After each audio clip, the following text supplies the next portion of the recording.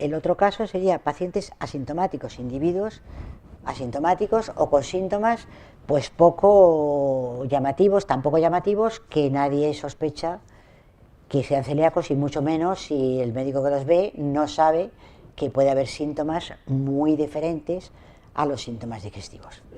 O bien que presenten una enfermedad asociada, pues puede ser una diabetes tipo 1, o por ejemplo en el síndrome de Down es mucho más frecuente la enfermedad celíaca, o enfermedades autoinmunes, o en el síndrome de Turner, o hepatitis autoinmunes, o tiroiditis autoinmunes, o, lo que es mucho más frecuente, familiares de primer grado de pacientes celíacos, es decir, individuos que son asintomáticos, que en principio no tienen por qué padecer la enfermedad, pero a lo mejor dentro de esos familiares unos tienen ningún riesgo, otros tienen un riesgo muy pequeño y otros tienen un riesgo alto de presentar enfermedad celíaca en su momento o en ese momento donde les estudiamos.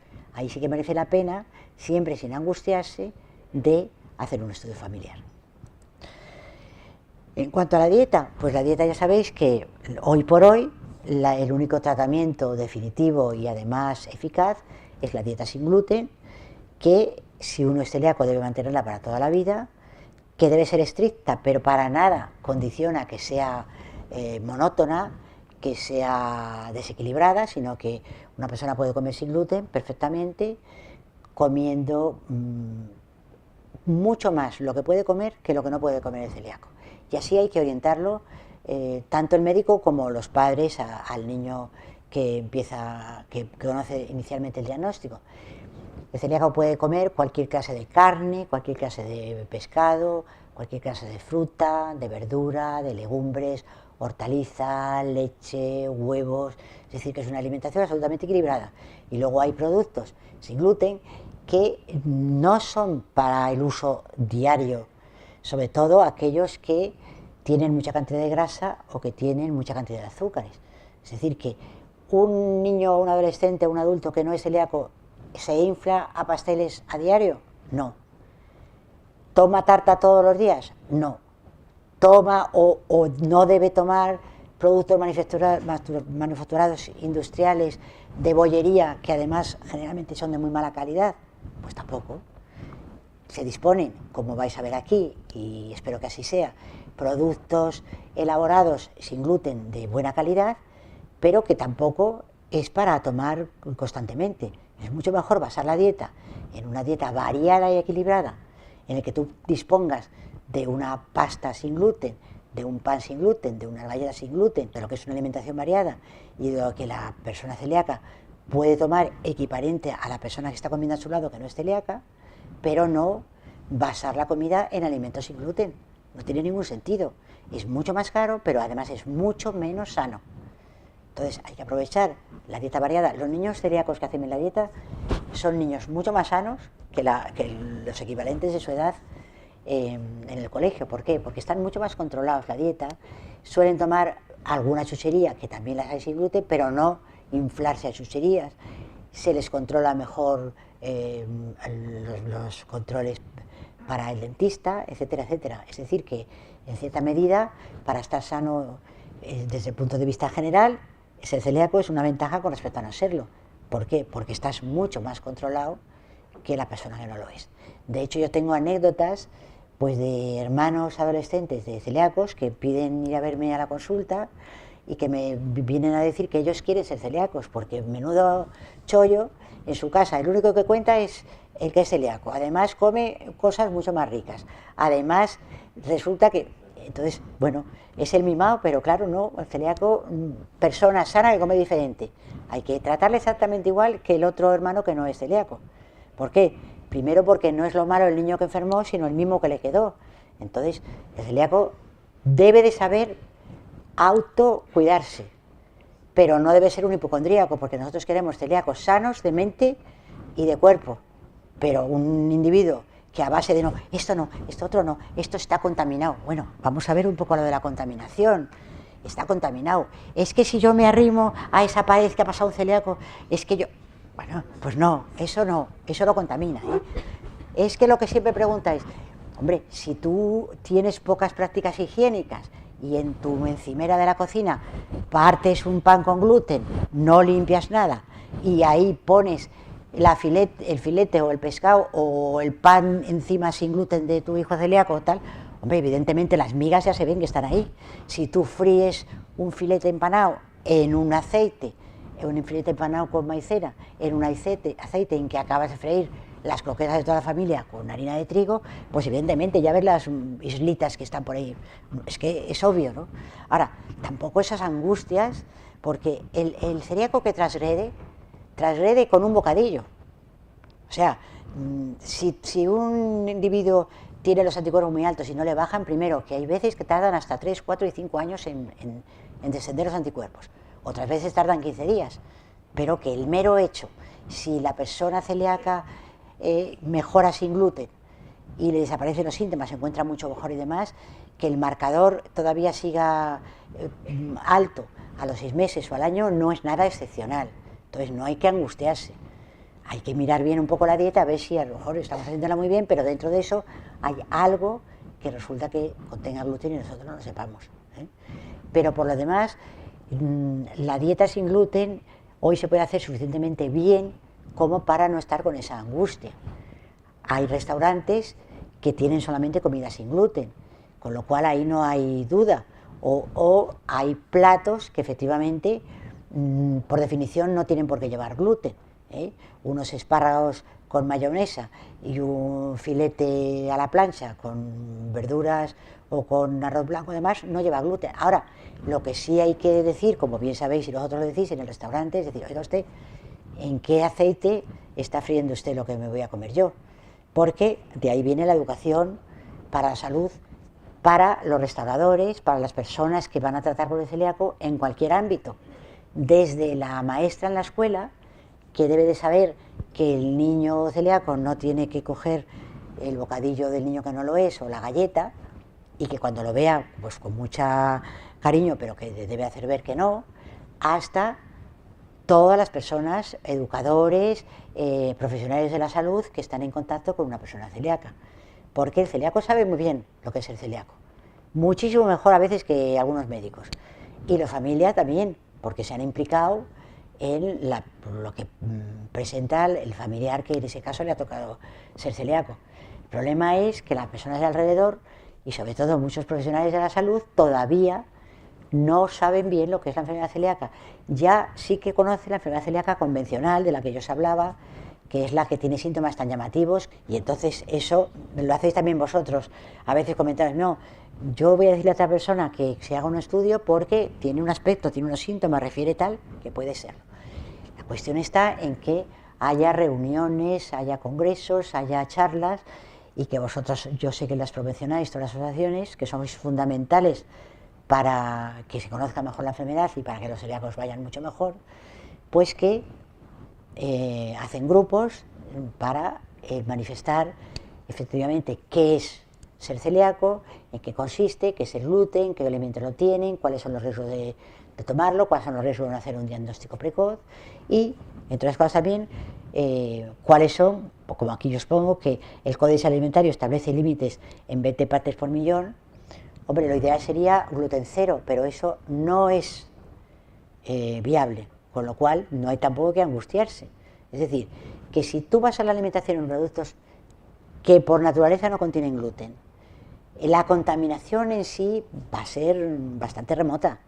Y si tú quieres consumir productos etiquetados como sin gluten, sabes, porque hay estudios suficientes, que mejor serían 10 partes por millón y mejor cero, pero si tienen 20 partes por millón, pues son totalmente asumibles. De hecho, la legislación vigente en Europa no permite comercializar productos que no cumplan estas condiciones, con lo cual el riesgo vais a tenerlo si compráis productos elaborados caseros, no si los hacéis vosotros o alguien de vuestra total garantía, sino si se compran a granel, pues en mercadillos, en sitios de ese tipo, que a lo mejor son muy buenos y son pastas de pueblo o demás, de buen sabor, pero que no tenéis la seguridad absoluta de que estén hechos con harina sin gluten. Entonces eso sí que hay que evitarlo.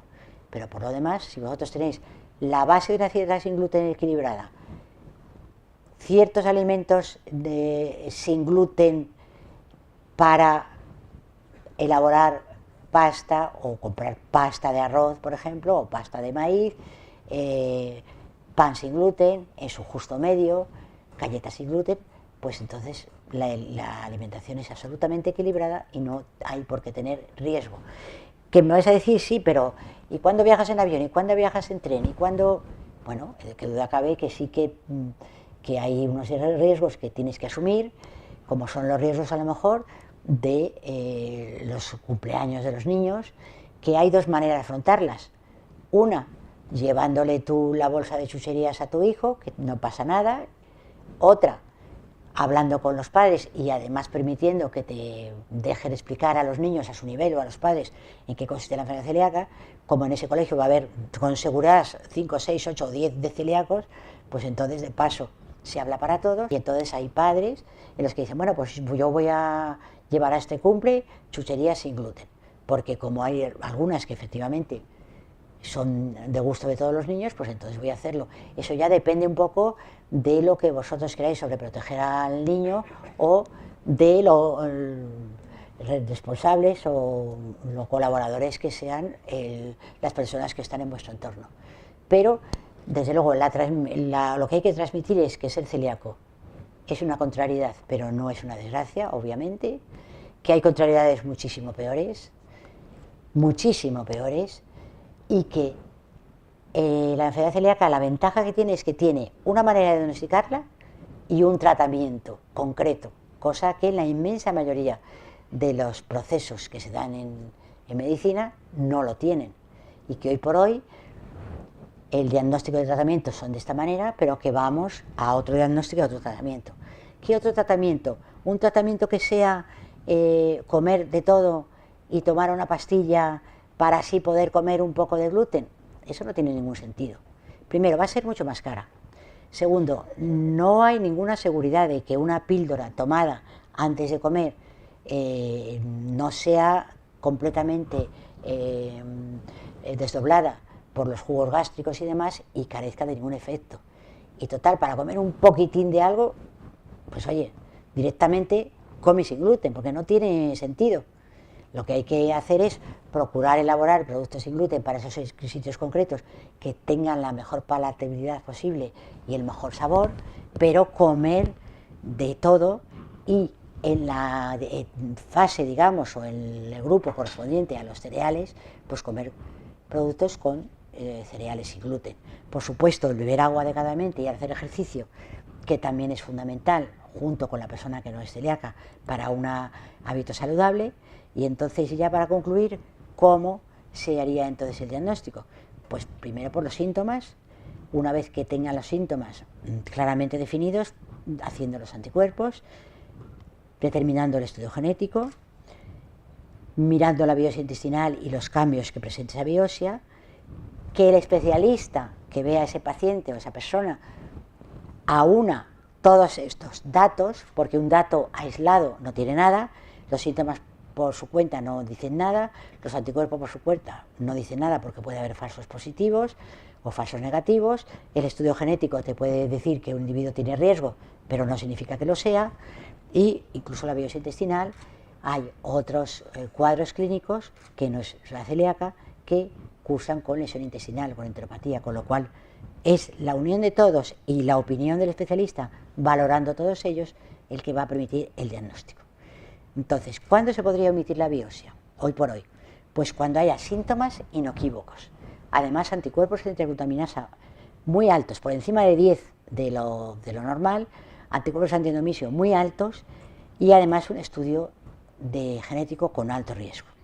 Entonces, en esos casos muy concretos, que son pocos, pues la confirmación sería a través de la respuesta clínica y de la negativización de los anticuerpos que previamente estaban elevados.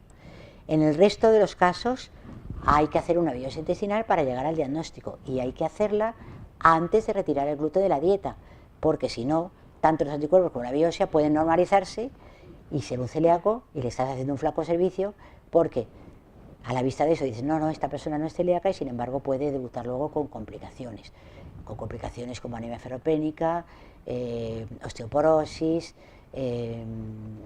infertilidad, abortos, etcétera, etcétera, que se podían haber obviado haciendo el diagnóstico y tratamiento precoz. E incluso la provocación con gluten y la repetición biópsias también hay que hacerla en los casos de dudas. Cuando haya una duda, no se haya hecho la primera biopsia o los anticuerpos resulta que persistan negativos, a pesar de la clínica es muy llamativa, que el estudio genético es positivo, pues en casos también muy concretos habrá que hacer una provocación con gluten para confirmar el diagnóstico. Entonces, bueno, pues yo con esto termino, y ahora ya me pongo a vuestra disposición para las preguntas que queráis hacerme, y si yo sé, con mucho gusto las contestaré, pero que tengáis la idea de que la luz al final del camino se ve, que estamos subiendo una cuesta, pero que estamos ya más cerca del final, de ver las cosas mucho más claras. Lo importante no es ser celíaco, lo importante es saber que lo eres, puesto que tienes un diagnóstico, un tratamiento y una calidad de vida por lo menos exactamente igual de buena que la persona de al lado que no es celíaca. A eso es a lo que hay que tender, y estoy segura que vosotros, con este tipo de reuniones y demás, es lo que pretendéis para vosotros y para vuestros hijos. Así es que muchísimas gracias por vuestra atención.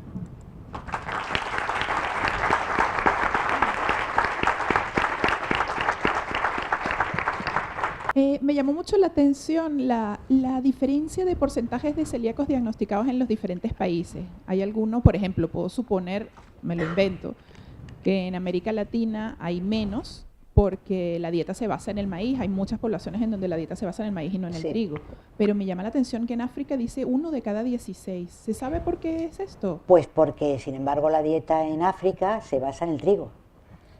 Entonces, en África, sobre todo en África del Norte, en la dieta se basa muchísimo en el trigo, y además son individuos que, bueno, genéticamente todo el mundo tiene la misma predisposición genética, pero la carga del trigo, la manera en que se da, el tipo de trigo, porque los trigos, desde los ancestros que utilizaron un trigo hasta el trigo que se utiliza ahora, ha sufrido una serie de evoluciones y de elaboraciones muy diferentes, que pueden ser más o menos tóxicas, contener péptidos más o menos tóxicos para los celíacos. Entonces, esa diferencia de prevalencia de unos países a otros está, sin duda, fundamentalmente derivada de los factores ambientales. Uno de ellos, por supuesto, el gluten, la mayor o menor cantidad de gluten y el momento en que se introduce el gluten en la alimentación, pero también debido a otros procesos, como decíamos antes, otras infecciones, otra serie de entorno nocivo para el celíaco, que hace que, teniendo esa predisposición genética y tomando gluten, exprese la enfermedad con mayor o menor claridad. Pero contestándote eso también, fíjate que hay orientales, que también es poco frecuente o era menos frecuente que ahora lo es, que no tenían casi enfermedad celíaca, y resulta que se van a vivir a Estados Unidos, y en cuanto van a Estados Unidos empieza a aumentar los casos de diagnosticados bien orientales o bien latinoamericanos, que adoptan la moda occidental de comer, de comida rápida, de mucha ingesta de productos elaborados con trigo, etcétera, etcétera, y entonces ahí muestra la enfermedad. Con lo cual, la prevalencia de cada país depende mucho de la ingesta de trigo, del momento de darlo y de otras situaciones de enfermedades o de poca salubridad, digamos, que hacen que pueda expresar más la enfermedad. Gracias. Hola, buenos días. Mi nombre es Judith y para mí esto es nuevo. Entonces, de verdad es que tengo varias preguntas, porque supongo que aquí hay muchas personas celíacas que ya a lo largo del tiempo pues han ido conociendo la enfermedad, los síntomas y todo esto, ¿no? Y para mí, como le digo, es algo nuevo. Bueno, empezando, lo más sencillo, ¿cuáles los síntomas más simples que podemos ver para poder llevar al médico y decirle, oiga, ya me nace esta inquietud porque esto está pasando? ¿Y en qué periodo de tiempo? Porque una gastroenteritis pues dura lo que dura una semana, o si hay un virus, una bacteria y eso. ¿Cuándo ya debería de preocuparme, ¿no?, de que si un niño o un adulto que empieza a desarrollar, porque a lo mejor nace con ello, hasta que llegue el momento en que lo desarrolla, ya debo de preocuparme y ir al médico con ello ya? Pues eso, en cualquier folleto de los que vuestra asociación tiene, seguro que figura, porque son síntomas, pues eso, es que se prolonga la diarrea más de 2 o 3 semanas, por ejemplo, que además se acompaña de pérdida de peso, de pérdida de apetito, de malestar general, de distensión abdominal. Esos son los síntomas digestivos los más simples y los más característicos y los que conoce todo el mundo.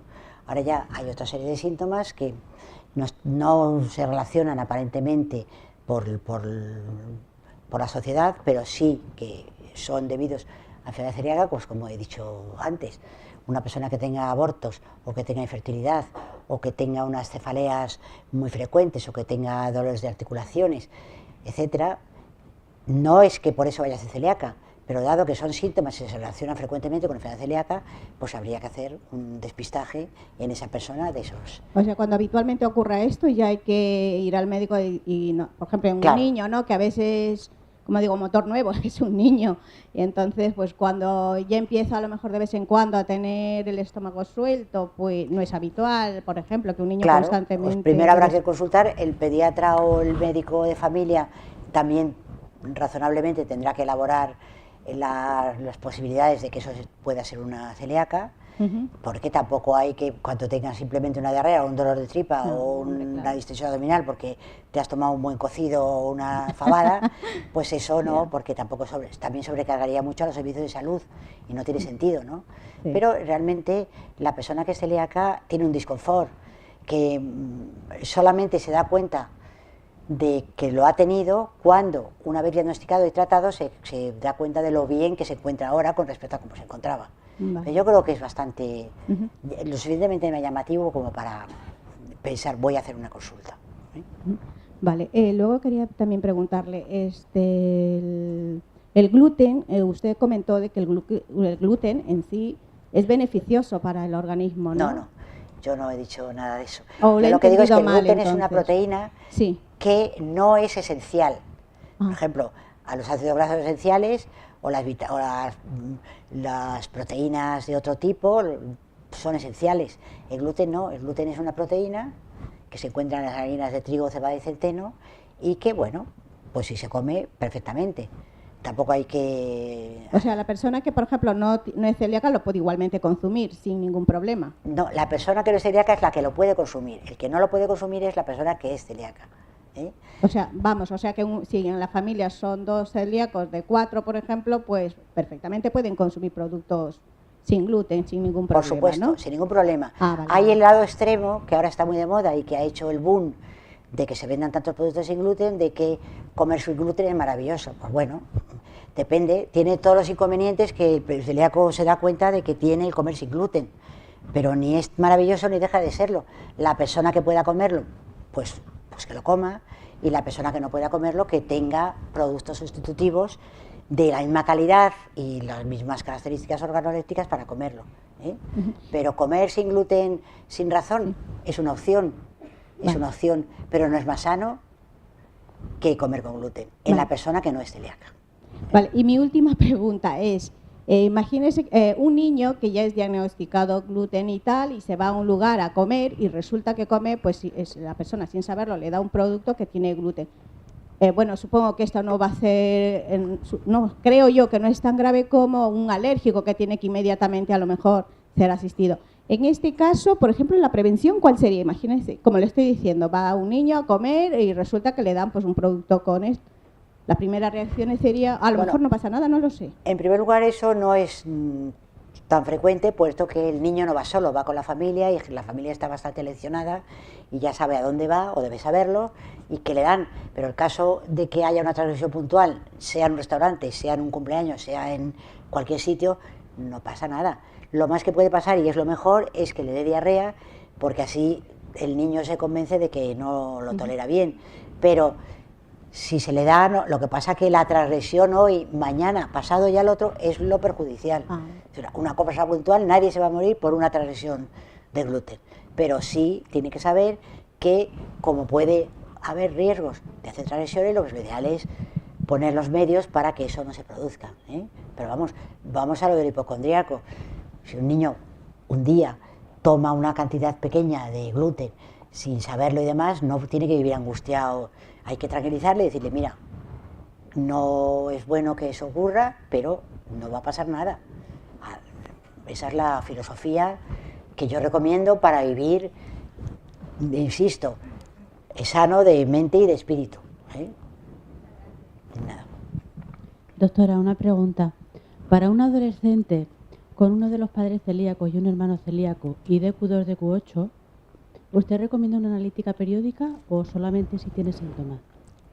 Bueno, si es DQ2 y DQ8, no estaría mal cada año o cada 2 años hacerle una analítica coincidiendo cuando se la haga al hermano de anticuerpos. ¿Por qué? Porque tiene una familiaridad evidente y tiene unos marcadores de riesgo. Lo más lógico es que sean normales siempre, pero sí conviene el que se lo realice, ya digo, cada año, cada 2 años. Gracias. Bueno, yo también soy un poco novata. Me acaban de medio diagnosticar a mi hijo, pero no me lo han diagnosticado como celíaco. Sin embargo, sí que tiene 18 meses. Sin embargo, me han dicho que le tengo que tener durante 2 años sin gluten. Entonces, no le hemos hecho todavía el test genético. ¿Se lo tendríamos que realizar a él y toda la familia? A ver cómo es la cosa. ¿El niño tenía síntomas? Sí, bueno, el niño ha tenido la tripa, la tiene como un globo. Sí. La tripa siempre suelta, llega a estar con 5 semanas la tripa suelta. Luego, si quieres, si no le importa, me gustaría enseñarle. No, es que me tengo que ir ahora mismo. Vale, pues nada. Porque tengo un compromiso familiar y he venido con mucho gusto porque Mari me lo ha pedido, pero justo es un día hoy que me venía mal. Perdone. Pero en todo caso, si tiene síntomas, si tiene anticuerpos altos, sí.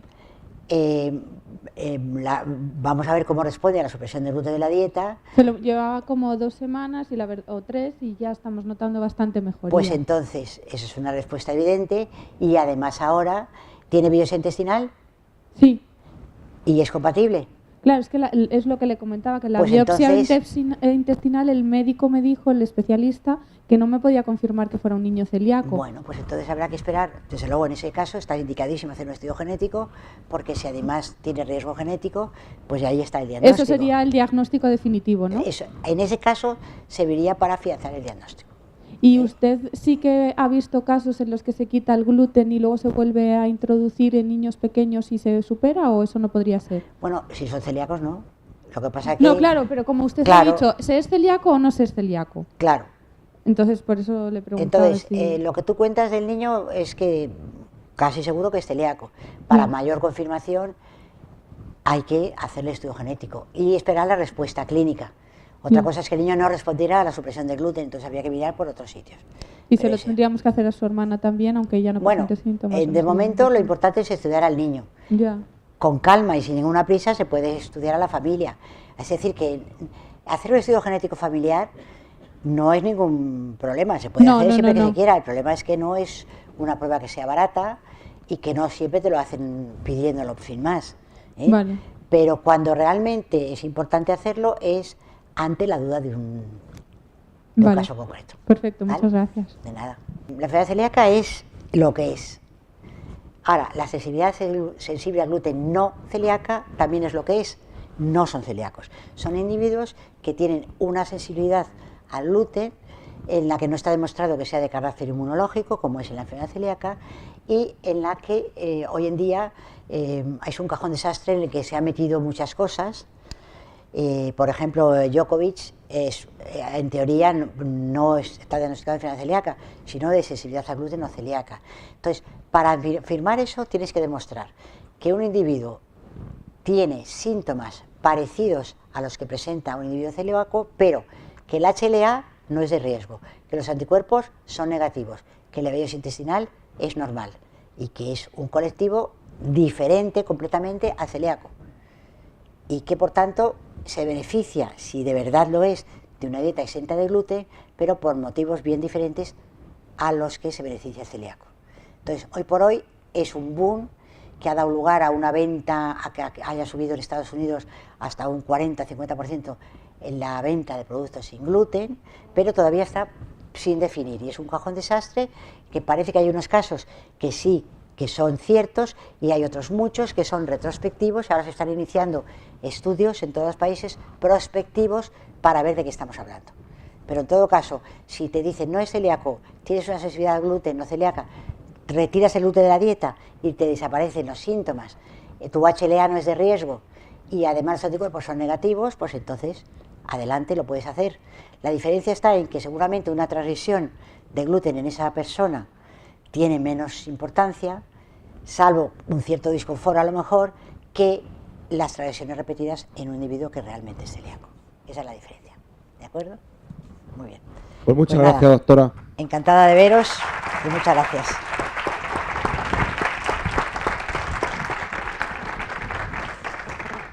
Hasta otro día. No digo... Pues la verdad es que ¿Cuándo? Pero ha sido muy interesante, doctora. Qué bonito, además.